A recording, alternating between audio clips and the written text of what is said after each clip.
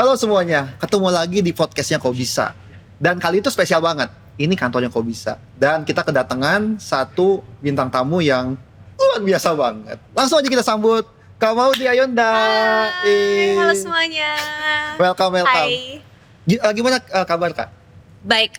Alhamdulillah baik. A little busy, a lot on my mind, tapi good. Pasti sibuk banget sih, nggak mungkin nggak sibuk. Ya, lumayan. But I'm happy to be here, senang banget. Ya. Dan biasanya tuh biar audiens kita makin kenal dekat, kita minta satu fun fact. Boleh.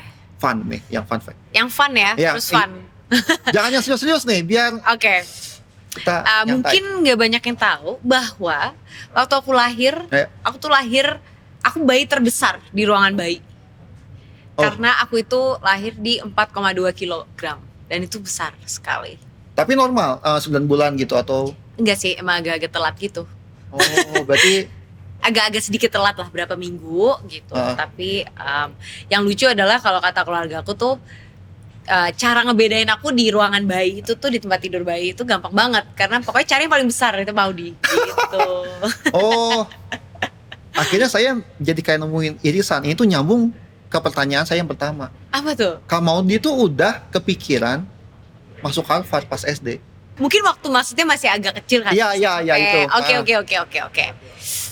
Sebenarnya bukan Harvard, tapi lebih kayak udah ngeh bahwa ada sekolah-sekolah bagus di luar sana. Jadi Ivy League, Oxford gitu ya. Udah tahu, apalagi dulu tuh kalau tahu Oxford tuh gara-gara Harry Potter sebenarnya. Maksudnya gara-gara ngikutin kayak Harry Potter, terus ngelihat waktu itu Hogwarts-nya, terus akhirnya orang tua aku juga bilang, ini ada sekolah kayak gitu. Ya walaupun bukan sekolah magic ya, tapi ada sekolah kayak gitu di Inggris gitu. Seperti itu. Terus waktu itu papa itu setiap pulang kantor selalu cerita tentang misalnya anak-anak muda di kantornya yang kayak lulus dari sekolah-sekolah bagus. Jadi aku tuh lumayan terekspos lah terhadap kayak, oh ada ya sekolah-sekolah ini yang susah banget masuknya, yang isinya anak-anak pinter, berprestasi gitu. Jadi mungkin udah mulai punya konsep gitu loh. Tapi ya pastinya nggak kebayang juga ya belajarnya kayak gimana ya. Karena ya nggak kebayang juga, masih kecil, belum tahu apa-apa, cuman tahu kayak nama-nama, cuman tahu the konsep aja gitu. Oke. Nah berarti kalau misalkan nih kita time travel ke belakang, kamu bisa ngomong ke kamu yang masih kecil itu, apa ya kira-kira respon kamu yang masih kecil ngelihat kamu yang sekarang ternyata kesampaian nih?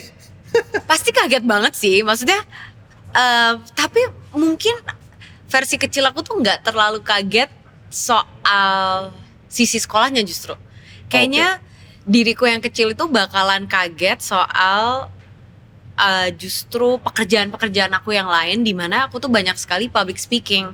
Karena waktu aku kecil, aku tuh benar-benar introverted banget dan pemalu dan nggak mau naik panggung. Gitu, yang banyak orang nggak tahu gitu. Jadi aku tuh very shy, sangat nggak pede. Jadi pasti dia kaget kayak, hah, sekarang misalnya jadi spokesperson G20 atau jadi apa, itu tuh sesuatu yang pasti lebih mengagetkan dibandingin sekolahnya justru. Berarti hal apa yang bikin akhirnya kamu jadi pede untuk public speaking? Pasti kan ada turning point-nya ya, atau ada titik belajarnya di mana? Pas momen apa? Kalau boleh jujur sih, kayaknya aku tuh kayak dilempar aja ke dunia entertainment gitu loh. Oh, bukan pengen? Pengen, enggak, maksudnya suka, tapi sebenarnya penuh rasa takut, penuh rasa nggak pede dan bla bla bla. Tapi karena memang pada saat itu memberanikan diri untuk syuting, untuk akhirnya jadi harus ngomong sama media. Pada saat 10 tahun itu tuh kayak keringet dingin atau apa gitu, kayak anyway, jadinya lama-lama ya harus memberanikan diri, lama-lama nyaman, lama-lama ini akhirnya ya menemukan kepercayaan diri itu gitu. Tapi prosesnya lama sekali. Iya. Dan saya tuh nontonin kan channelnya Kak Maudy yang ngomongin beberapa buku-buku yang udah sempat dibaca, terus sharing tipsnya. Salah satunya soal Atomic Habits. Nah itu, apakah emang Kak Maudy dari dulu sudah menerapkan hal-hal kecil itu biar kesehariannya lebih teratur? Bisa dibilang sih ada elemen-elemen itu gitu ya. Walaupun dulu mungkin waktu aku kecil belum baca buku itu gitu. Tapi memang ada kebiasaan tertentu yang aku lakukan, yang memang aku disiplinkan. Kayak misalnya dulu tuh kayak ada beberapa hours of the day yang memang aku isolate untuk kayak les atau kayak untuk hal-hal yang emang reinforcing the habit. Pada saat pulang gak lama kemudian ya belajar lagi, ngerjain tugas gitu-gitu. When I was younger gitu. Tapi makanya senang banget kenapa aku bikin book list itu, karena aku merasa bahwa at the end of the day banyak banget yang aku pelajarin dari habit aku membaca buku. I got so much out of that. It just makes me such an independent thinker, makes me question the world. Karena perspektif yang kita baca dari buku itu kan banyak banget ya. Makanya kenapa aku bikin itu tuh juga karena I just feel like buat orang-orang yang mungkin gak punya waktu untuk baca buku, mungkin gak semudah itu punya akses ke buku-buku ini, kayaknya they still deserve to know what's in them gitu. It will still change their world walaupun versi pendeknya. Iya. Nah, saya tuh juga kadang suka sharing baik di Kobisa ataupun di channel sendiri soal beberapa habit-habit atau tips kalau di dunia kerja, kayak ngatur tugas atau ngatasin burnout. Tapi gitu. Iya, tapi walaupun Seru-seru. saya tahu solusinya, kan berarti kan saya kan menawarkan solusi kan. Tapi di dunia nyatanya tuh saya mau burnout aja. Pusing-pusing aja sama tugas yang banyak. Of course. Oh, berarti Kamodi juga nggak semuanya akhirnya bisa secara konsisten ter-apply ya apa yang di-share? Enggak. Ini bukan dalam tema kayak pada saat aku membagikan isi buku, itu bukan dalam tema bahwa aku udah melakukan semuanya.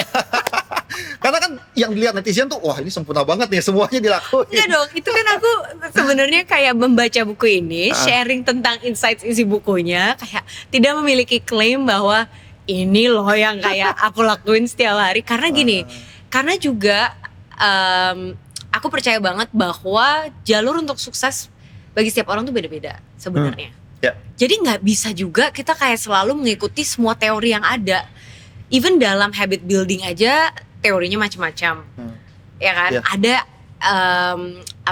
ada yang percaya banget bahwa you need to, misalnya sleep is really important gitu, harus tidur paling nggak kayak berapa jam sehari. Terus ada juga teori yang kayak harus bangun jam, yang 5 pagi itu. Itu kan kadang-kadang nggak.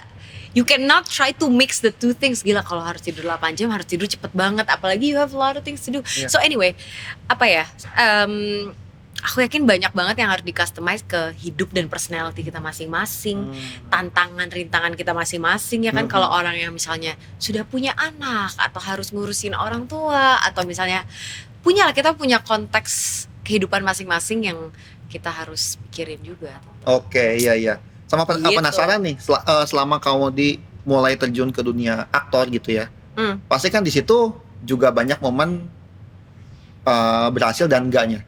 Nah, pengen taunya nih, yang enggaknya, yang mungkin salah satu kegagalan yang kepikiran terus, bahkan mungkin itu jadi turning point. Ada nggak? Kalau kegagalan yang sampai jadi turning point, aku nggak tahu ya. Maksudnya, and also I try to look at failure a little bit lightly. Jadi aku tuh nggak terlalu kayak membuat failure sebagai kayak, this means so much, bahwa kayak karena aku ngelihat perjalanan itu learning process. Jadi kalau pada saat misalnya casting nggak dapet role-nya, sering dong. Maksudnya, tapi apakah akan aku bilang itu adalah turning point?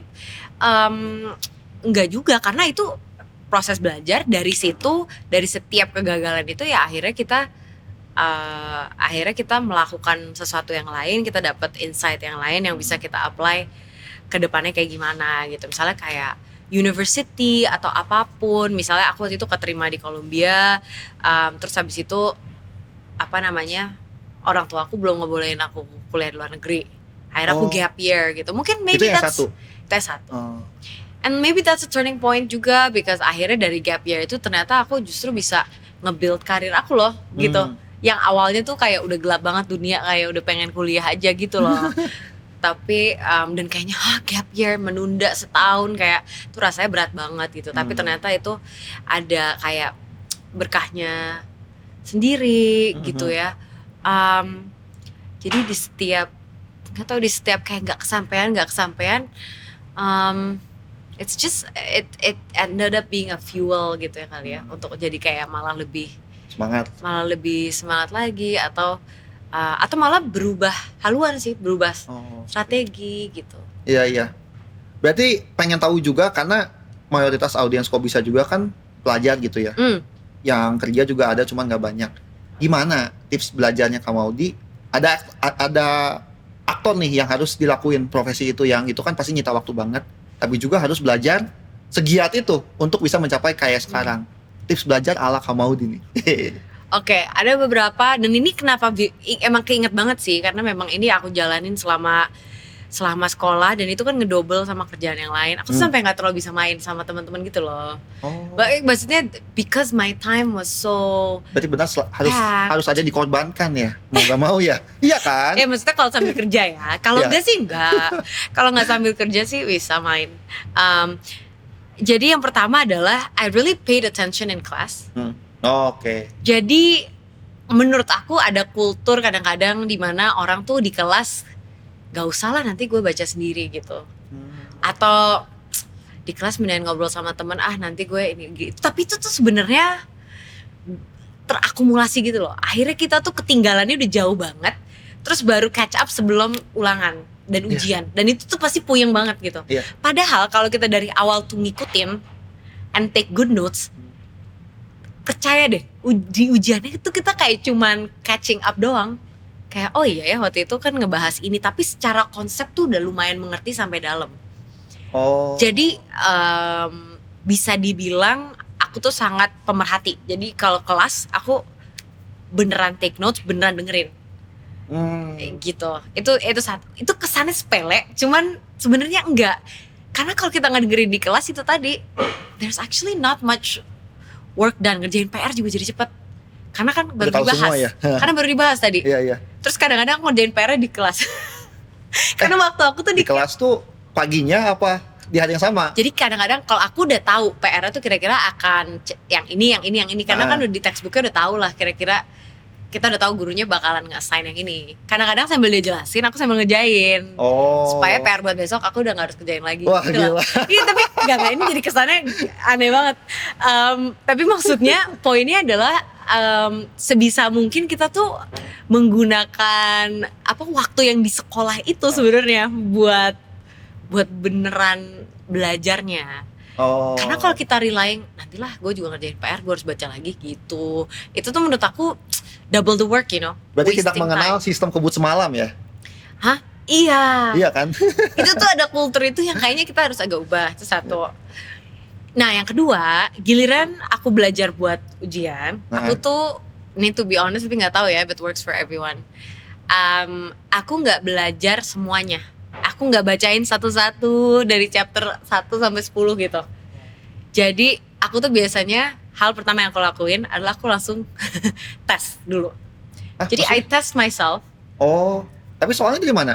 Dari textbooknya aja misalnya, kayak yang di belakang-belakang tuh kan biasanya ada kayak tes pengertian, atau kayak kadang-kadang kita dikasih kayak sampel test gitu dari gurunya atau dari apa.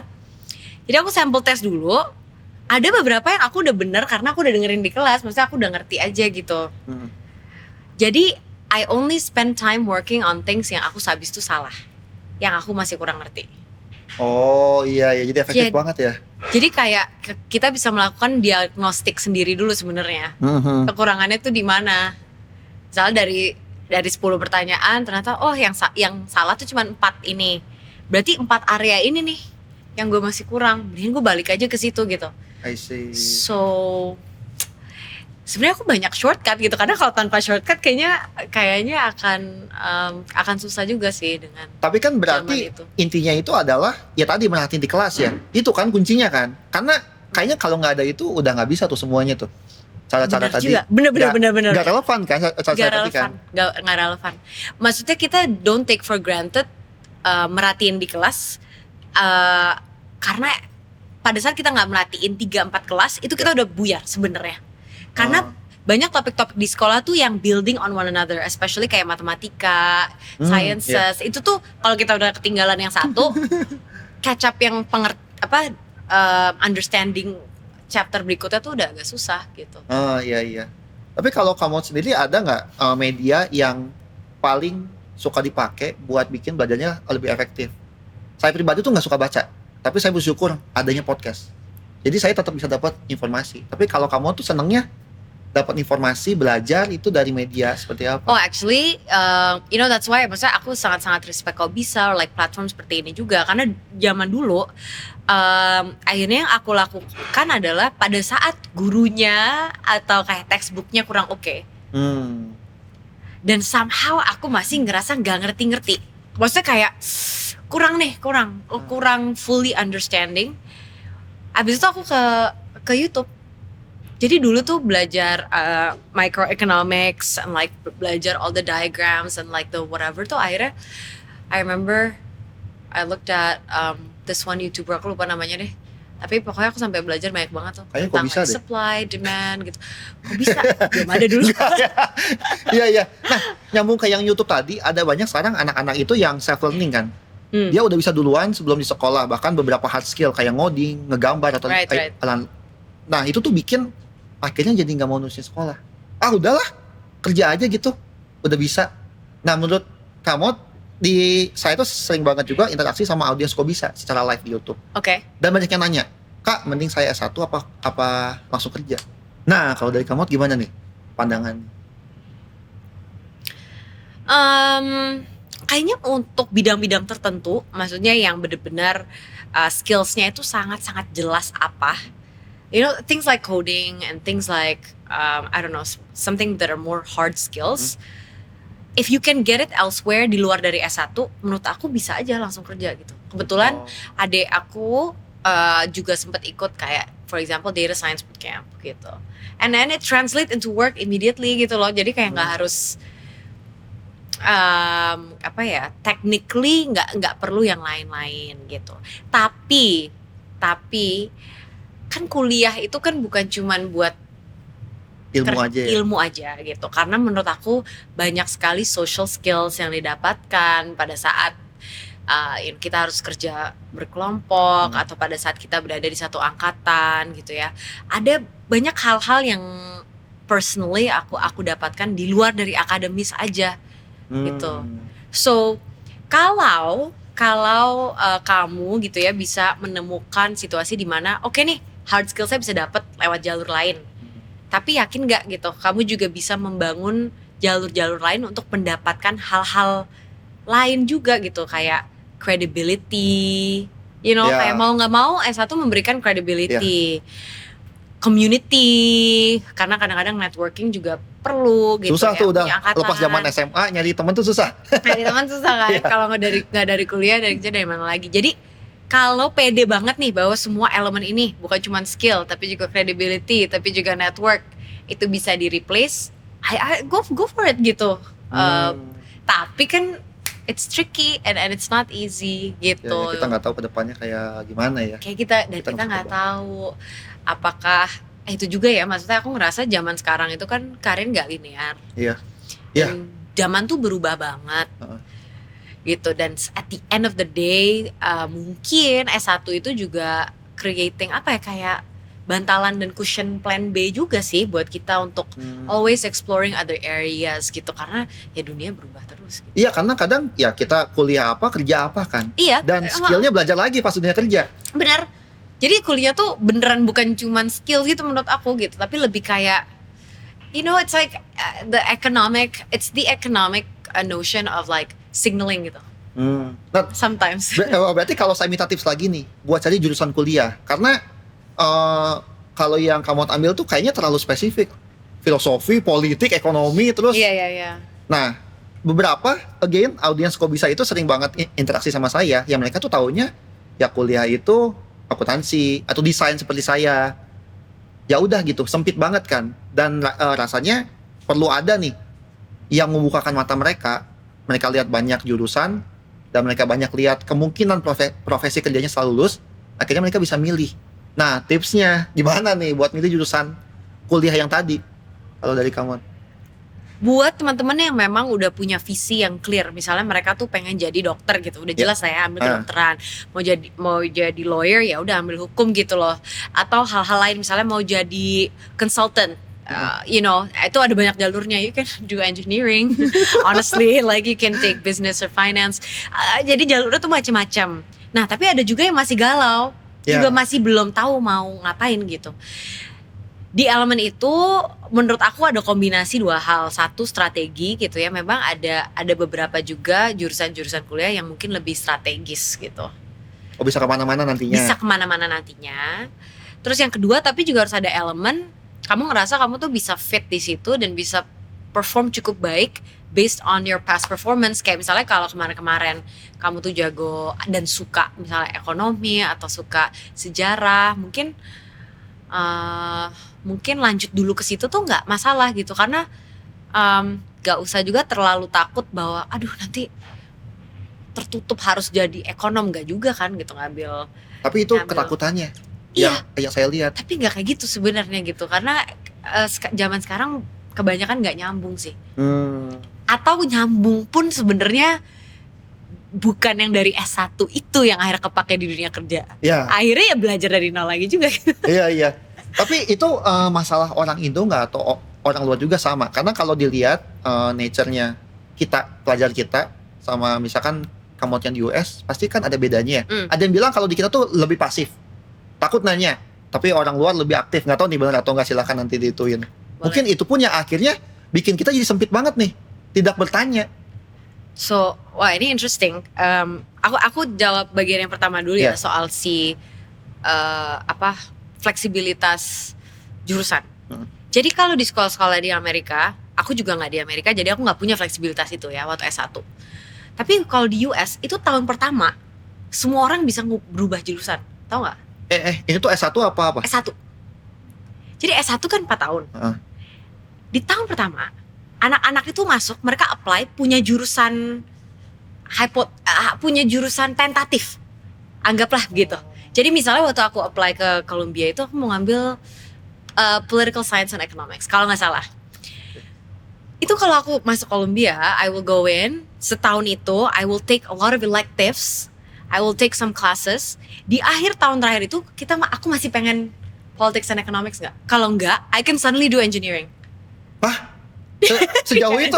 Sejauh itu.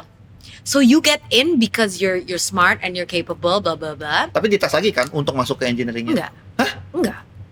Enggak. Karena untuk masuk ke sekolah itu udah harus pass certain threshold. Mau itu quantitative, qualitative skill gitu ya. Terus setelah setahun itu seakan-akan oke, kalian udah punya hypothesis nih bahwa jurusan yang diambil akan si A ini. Tapi setelah ngambil kelas tahunan ini electives yang macem-macem, masih sama nggak? Jadi memang diberikan ruang untuk explore karena memang orang tuh berubah kan gitu. Iya. Apalagi setelah mendapatkan informasi dan pengalaman baru. Aku nggak mendapatkan itu karena aku waktu itu di UK. Jadi yang nggak bisa berubah gitu. So aku sama sih sama kayak di Indonesia juga. Tapi I thought it's pretty unique gitu loh. Iya, unik banget. Ada seperti itu gitu. Tapi berarti itu kalau katakanlah satu jurusan kuliah 4 tahun, dia jadi 5 tahun ya, karena kita ganti kan? Enggak. Jadi memang yang tahun pertama itu foundational skills. Terus baru yang 3 tahun terakhir itu deep. Jadi masih bisa berubah. Setelah 3 tahun bisa berubah lagi. Coba kita nggak tahu. Gila sih kalau itu. Soalnya ya saya pun ngalamin di dunia. Saya tuh masuk DKV. Terus karena saya bisa gambar. Pas saya masuk tahun pertama tuh saya minder. Ternyata gambar saya tuh paling jelek di kelas. Akhirnya saya tinggalin kan. Untung saya bisa menemukan yang namanya fotografi dan videografi. Akhirnya kan ada nyambungnya ke animasi waktu itu. Tapi teman saya ada yang udah 3 tahun, dia akhirnya nggak beresin karena yang nggak nemu aja gitu yang disukanya. Wow, iya sih. Sayang banget kan. Sih. Memang kayaknya harus dipikirin ada sistem-sistem perubahan itu. Kalaupun ada yang ingin berubah, itu jalurnya seperti apa? Karena harus ada solusinya sih gitu. Oh terus tadi kamu bilang kayak culture kayak di classroom ya? Iya. Iya sih, maksudnya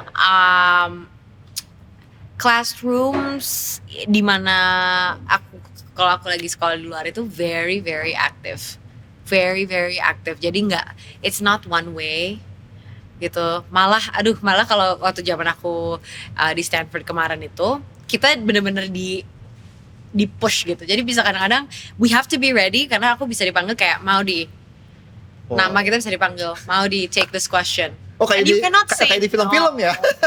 Iya. Ada kan yang ditunjuk gitu ya. Iya benar-benar ditunjuk. Jadi semua orang tuh pasti udah baca materinya. Malah kelasnya itu isinya cuma diskusi sebenarnya. Nggak ada proses ngajarin A itu B, B itu C gitu. Lebih kayak gimana opininya kamu terus kadang-kadang bisa disuruh kayak lawan-lawanan gitu sesama teman sekelas gitu. Karena poinnya itu not to find agreement sebenarnya. Tapi kan untuk gimana caranya tuh kita selalu memiliki banyak perspektif dan apa ya, kalau perlu ada ketidaksetujuan semakin bagus gitu. Oh iya. Karena disitulah semua orang belajar tuh di sekitarnya. Iya. Gitu. Jadi dan mencari solusi kan ujung-ujungnya kan. Iya. Oke. Karena ujung-ujungnya malah mungkin kita bisa menemukan solusi yang even lebih baik lagi gitu. Iya. Nah, kan Kamot itu kan juga perwakilan generasi muda untuk G20. Iya. Tapi kalau saya tuh banyak interaksi ke audiens Kobisa biar kita kena nih si kontennya. Mereka tuh nggak tahu G20. Beberapa tuh nggak tahu. Hah? Apa itu gitu kan? Bahkan beberapa teman saya pun nggak tahu. Nah, kalau Kamot bisa bantu jelasin ke teman-teman kita yang mayoritas SMA dan kuliah, apa sih yang Kamot juga berusaha perjuangkan di sini setidaknya untuk anak muda yang nanti kan akan jadi generasi penerus ya. Oke. Jadi teman-teman, G20 itu multilateral forum ya yang consisting out of 19 countries and the EU gitu. And these are economies that are very, very, very strong gitu ya, with huge trade power, financial power, dan negara-negara ini come together di presidensi G20 ini untuk membahas isu-isu yang sangat-sangat penting gitu.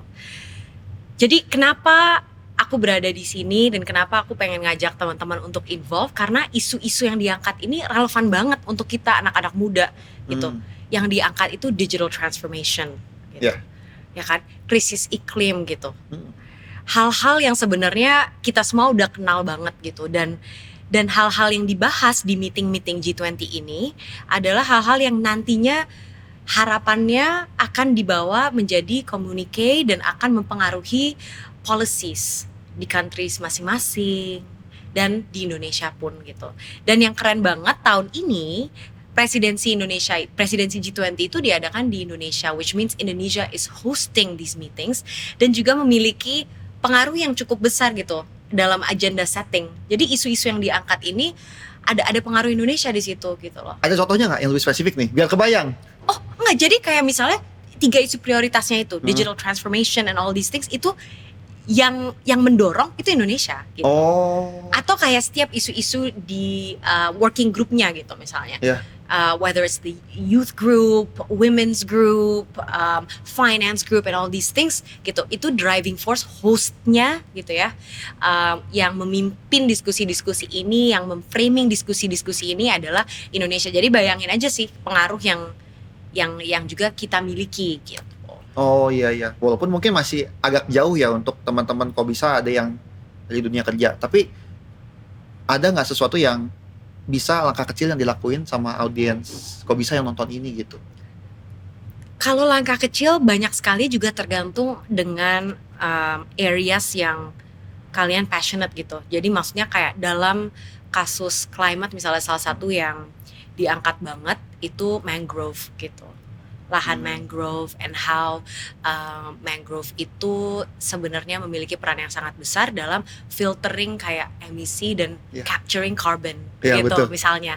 Jadi itu salah satu inisiatif yang sangat didorong oleh pemerintah Indonesia di presidensi G20 ini, yang teman-teman itu bisa involved gitu lah dalam maintenance and the planting of mangrove plantations gitu misalnya. Tapi di setiap area of G20 misalnya passionnya kalian adalah di women's and women in the workplace gitu.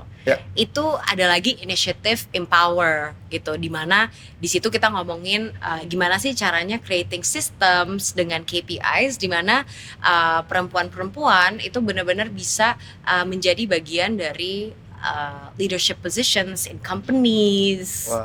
How to actually make that happen gitu. So there's a lot of ways to be involved juga depending on what you're most passionate about. Tapi menurut aku sesimpel showing that you care and just like keeping up to date is also really important, karena isu-isu ini tuh relevan dan akan terus ada juga setelah presidensi G20 ini gitu, dan akan semakin penting gitu, apalagi something like the climate crisis ya. Iya. Dan salah satu langkah yang paling gampang dilakuin adalah di kelas merhatiin ya kan. Karena kan Di kelas merhatiin. Iya, kan banyak temannya sekolah nih. Jadi minimal Benar. dari situnya dulu kan. Tuh. Iya, oke. Terakhir dari kamu, walaupun dari tadi udah banyak pesan yang disampaikan buat teman-teman kok bisa setelah nonton ini, apa pesan kamu buat biar semuanya tuh pada semangat lagi nih? Semangat apa? Semangat generally aja. Iya, karena kan ya kita nggak tahu ya kan bidangnya macam-macam ya. Karena ya kita tuh ngelihat ada orang yang udah bingung gitu, hidupnya mau ngapain, padahal dia masih SMA gitu, nggak kepikiran mau ngapain. Ada yang udah bekerja merasa burnout dan merasa kok hidup cuman pulang cari duit dan bangun tidur gitu doang loh. Akhirnya kan jadi hilang ya passion. Nah, Bener. Tahu nggak? Aku ada lagu. oke. jadi jualan lagu. Enggak. No. Enggak, ada lagu judulnya Jakarta Ramai. Waktu itu tuh aku bikin, itu ngomongin burnout. Literally ngomongin burnout, karena itu ngomongin kayak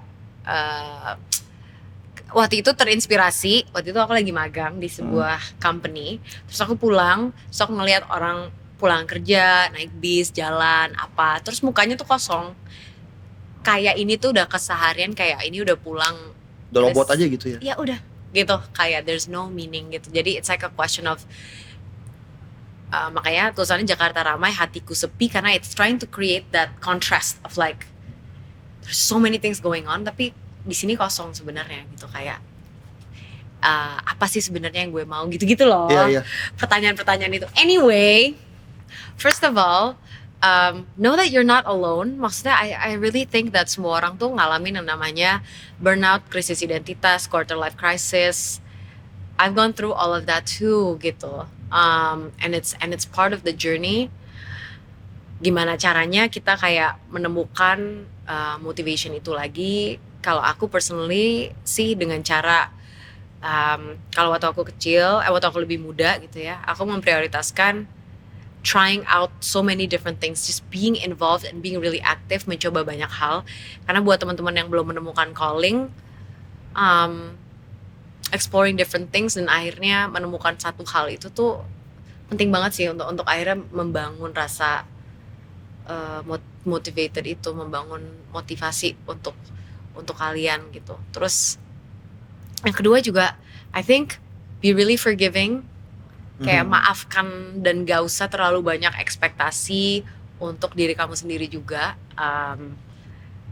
Because that's hard, by the way, that's so hard. Dan aku tahu itu susah gitu, tapi kadang-kadang yang bikin kita susah tuh karena kita juga udah kebanyakan ekspektasi kayak. Dan lingkungan pun buat ekspektasi buat kita. Iya, lingkungan punya ekspektasi, kita punya ekspektasi sendiri gitu ya. Sementara we feel alone, right? And that can be really hard and really stressful. So be very forgiving, dan tahu bahwa ada banyak hal yang takes time kok gitu. Terus yang terakhir ada satu quote yang aku suka banget. You are always one decision away from a completely different life. Dalam momen apapun itu, kita itu selalu bisa mengubah hidup kita secara besar hanya dengan satu perubahan atau satu langkah gitu. Dan aku banyak banget nih ngalamin ini gitu. Jadi kita melakukan one decision, it can lead us to a different way. Maybe it's quitting your job, maybe it's moving to a different job, maybe it's breaking up with your toxic partner. Apapun itu tuh sebenarnya kayak bisa create change yang besar gitu loh. Dan kadang-kadang kan kita sebenarnya ngerasa putus asa karena aduh gue gak bisa apa-apa. That's not true. That's not true gitu. You doing nothing is a decision. Pernah dengar juga. Gitu. So, tapi by the way, aku juga harus mengakui bahwa ini susah. Bukan berarti I'm good at that, because I struggle with it too, like you, and we're all this together. Wih, mantap. Thank you Kamot buat kesempatannya udah main ke tempat kok bisa. Pastinya sih kita menantikan kesempatan kerjasama yang lainnya gitu ya. Dan semoganya kalian jadi makin terinspirasi lah dan selalu bertanya seperti tagline-nya kok bisa, stay curious. Oke, gua Riko sign out dan mau di Ayunda juga sign out. Dan seperti biasa, terima kasih. Terima kasih. Dadah.